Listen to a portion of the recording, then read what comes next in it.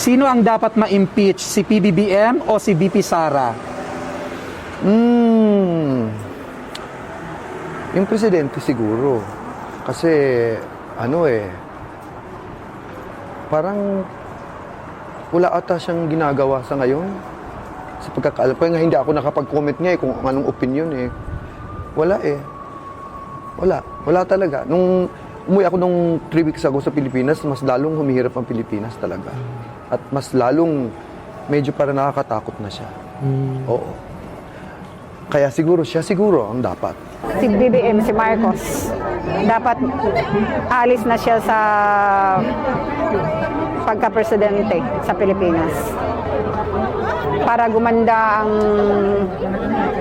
ang buhay ng mga tao. Si PBBM and all his cohorts, mga alagad nila, lahat sila, dapat matanggal na sila dyan.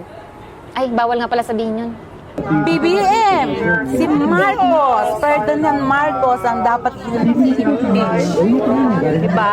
Of course, sino pa ba? No other than PBBM.